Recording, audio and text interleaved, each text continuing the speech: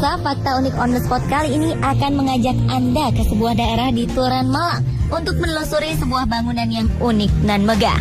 Bangunan ini disebut-sebut sebagai Masjid Tiban. Hal ini berlaku lantaran kabarnya masjid ini dibangun oleh jin hanya dalam waktu 1 malam. Bagaimana kisahnya? Berikut pemaparannya yang disajikan khusus untuk Anda.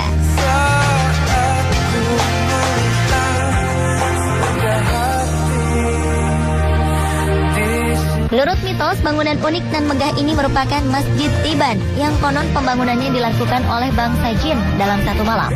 Dinamakan Tiban karena bangunan ini tiba-tiba saja ada. Selain kemunculannya yang tiba-tiba, lokasinya yang berada di daerah pemukiman membuat masjid ini bak istana di tengah perkampungan. Namun faktanya bangunan ini bukanlah sebuah masjid saja. Bangunan ini merupakan kompleks pondok pesantren Biharu Bahri Asali Fadlaili Rahmah atau biasa dikenal dengan Ponpes Biba Al-Fadroh. Kompleks ini dibangun di atas tanah seluas 5 hektar.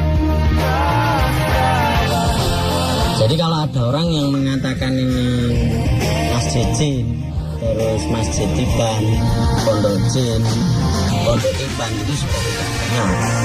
Karena ini sengaja dibangun oleh para santri atas bimbingan Romo Hidayat. Faktanya, pondok pesantren Biba Al-Fadroh mulai dirintis sejak 1963. Namun proses pembangunannya baru dimulai pada 1987 untuk menandai adanya santri atau pelajar di pesantren ini yang sudah menetap. Hingga pada 1992, pembangunan sempat berhenti. Pembangunannya memang bertahap, hingga pada awal 1998, pondok pesantren ini mulai dibangun kembali. Hingga saat ini, proses pembangunan masih berjalan dan bisa dikatakan baru rampung sekitar 40% saja.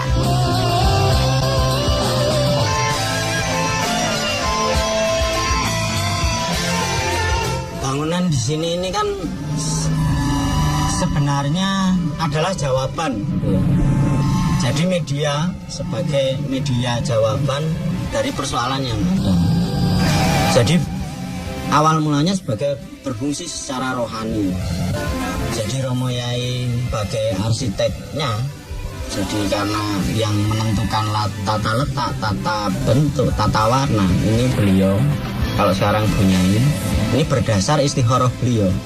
Nah, beliau ini istikharah dari apa? Dari masalah yang ada.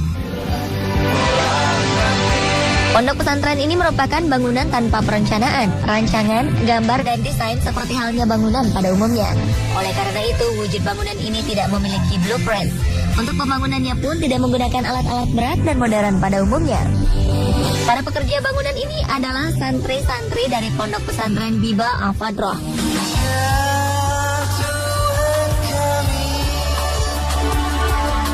Menurut Romo Kiai Ahmad, ini merupakan pembelajaran para santri sebagai praktek hidup beragama dengan tujuan menghilangkan penyakit hati agar lebih bisa menerima ajaran agama Islam.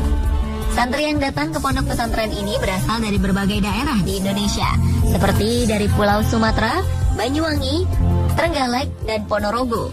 Total santri yang menetap di pondok ini sekitar 335 santri, termasuk 51 kepala keluarga yang tinggal bersama anak dan cucu. Hal unik lainnya dari bangunan ini adalah terdapat berbagai ornamen dan kaligrafi bertuliskan nama pondok, Asma Allah, dan Asmaul Husna yang dibuat, dicetak, dan dikerjakan sendiri oleh para santri. Desainnya sudah tentu tidak akan ditemukan di tempat lain.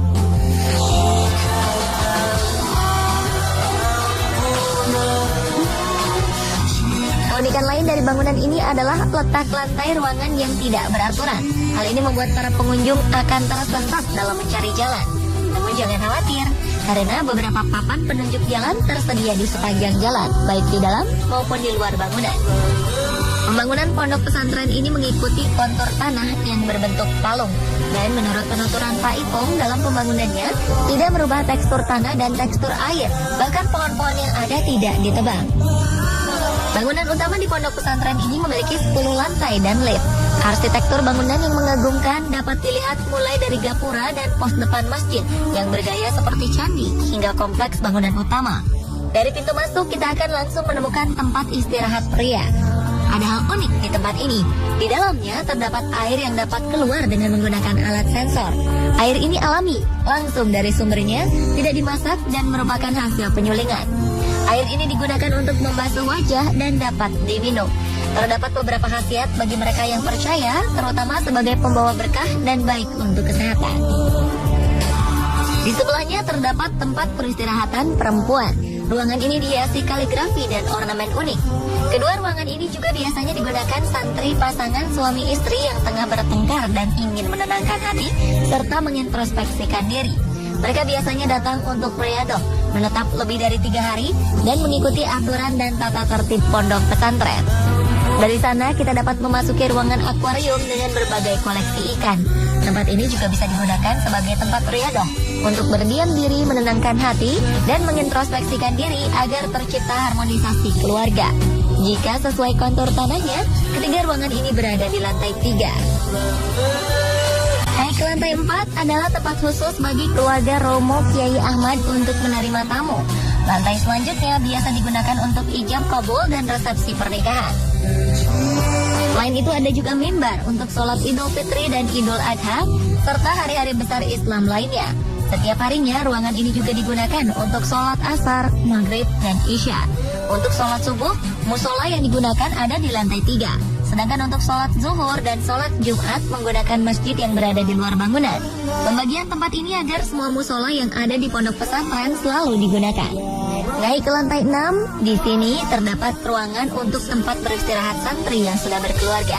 Di lantai 7 terdapat supermarket, di lantai 8 terdapat kios-kios, pasar, serta kafetaria yang dilengkapi juga dengan kolam ikan. Lantai 9 berupa gunung es, dan lantai 10 berupa puncak gunung. Di sini kita bisa melihat pemandangan Kabupaten Malang dan sekitarnya.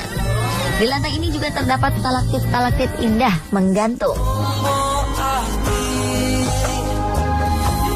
Ruangan-ruangan ini terhubung oleh suatu pintu. Ruangan satu dan lainnya mempunyai desain berbeda, lengkap dengan ornamen dan kaligrafi dengan berbagai model, jenis, warna, bentuk, dan corak. Meskipun bangunan ini belum sepenuhnya selesai dibangun, ada anak tangga dan jalan yang akan menghubungkan antar ruang. Jika lelah, ada beberapa tempat untuk beristirahat yang dilengkapi kursi dari kayu jati. Selain itu, di lantai atas terdapat kebun sayuran yang tumbuh subur. Para pengunjung wajib melapor di ruang informasi untuk mendapat kartu masuk dan kartu keluar tanpa dipungut biaya. Karena keunikan dan kemegahan bangunan pondok pesantren ini, tak ayal bila pondok pesantren ini sering dikunjungi wisatawan, baik yang ingin menenteramkan hati serta mengintrospeksi diri, atau hanya sekedar mengagumi bangunan unik dan megah ini. Tak jarang pondok pesantren ini juga dijadikan salah satu wisata religi. Menurut penuturan Pak Ipung, pihak pondok pesantren sifatnya menerima. Karena tujuan dibangunnya pondok pesantren ini, selain menerima santri untuk belajar, Romo Kiai Ahmad juga bercita-cita terhadap siapapun yang datang ke sini dan melihat bangunan ini akan tergetar hatinya.